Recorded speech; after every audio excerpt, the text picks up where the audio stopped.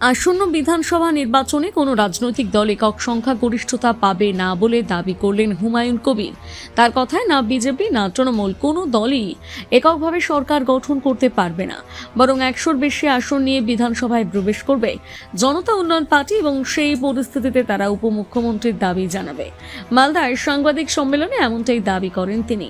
Adjudication তালিকায় থাকা ভোটারদের নাম চূড়ান্ত ভোটার তালিকায় অন্তর্ভুক্ত করার দাবিতে এদিন মালদা জেলা শাসকের দপ্তরের ডেপুটেশন দেয় জনতা উন্নয়ন পার্টি।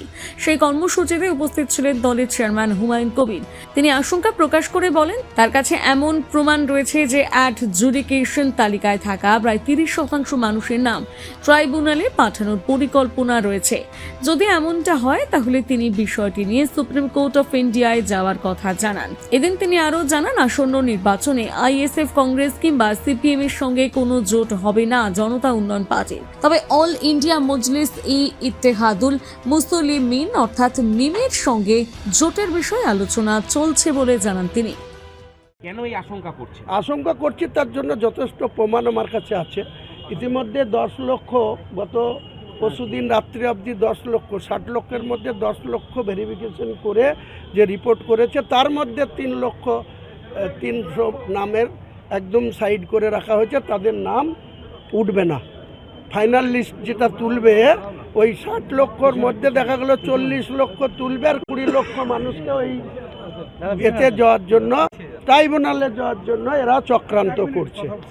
একটা ভোটারকেও আমরা ট্রাইব্যুনালে যেতে দেবো না। মুখ্যমন্ত্রীর এই চক্রান্তর আমরা পূর্ণ বিরোধিতা করছি। আমরা 12টা আসনেই লড়াই করব। মিম আমার সঙ্গে জোটে আছে, আইএসএফ এর সঙ্গে জোট হবে না, সিপিএম এর সঙ্গেও হবে না। কংগ্রেস তো আলাদা লড়ছে। আমরা অনেক ইলেকশন কমিশন যা সিদ্ধান্ত নেবে আমরা প্রস্তুত আছি।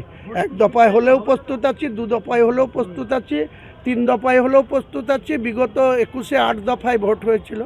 আমাদের ভোটটা লাস্ট দফা 29 এপ্রিল 2021 হয়েছিল। কাজে দফা নিয়ে আমাদের কোনো সমস্যা নেই, ওটা প্রশাসনের ব্যাপার। যদি একদিনে ভোট করে তারা যদি সিকিউরিটি দিতে পারে, বুথ যদি নিরাপত্তা দিতে পারে, তাহলে একদিনে হোক, আমাদের কোনো না। আমরা রাজনৈতিক দল হিসেবে আমরা যতটা সিটে লড়াই করব আমরা প্রস্তুত আছি। এদিকে এই বিষয়ে প্রতিক্রিয়া দিতে গিয়ে আশিস কুন্ডু বলেন, জনতা উন্নয়ন পার্টির এই দাবি সম্পূর্ণ ভিত্তিহীন। মানুষের সমর্থন তৃণমূল কংগ্রেসের দিকে রয়েছে বলে তিনি দাবি করেন।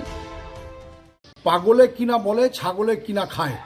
হুমায়ুন কবির আর বাস্তবিক অর্থে একটা বদ্ধ উন্মাদ, বদ্ধ পাগলে পরিণত হয়েছে। একটা গ্রাম পঞ্চায়েত জেতার ক্ষমতা নেই, উনি বলছেন 100 সিট জিতবেন, উপমুখ্যমন্ত্রী হওয়ার স্বপ্ন দেখছেন। এই উন্মাদের কি উত্তর দেবো বলুন তো?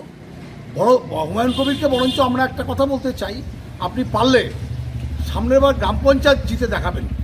আপনি বিজেপির এজেন্সি নিয়ে বাংলায় তৃণমূল কংগ্রেসের ভোট কাটুয়ো হিসাবে বিজেপির কাছ থেকে কিছু টাকা পয়সা নিয়ে এই যে ব্রোকারেজ করছেন, এর ব্রোকারেজ ফিসটা ঠিকমতো গুটিয়ে নেন, কারণ এরপরে কিন্তু বিজেপিও আপনাকে পিটাবে।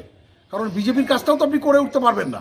সারা বাংলা জুড়ে বেশ কিছু মিম বিজেপি, আপনি কোনো জায়গায় কংগ্রেসের কিছু এজেন্ট, এরা মিলে বিজেপির ভোট কাটুয়া হয়ে আপনারা ময়দানে নেমেছেন। এগুলোতে বাংলায় কিছু হবে না। বাংলার মানুষ মমতা বন্দ্যোপাধ্যায়কে তাদের বিশ্বাস করে। বাংলার মানুষের অত্যন্ত প্রহরীর নাম মমতা বন্দ্যোপাধ্যায়।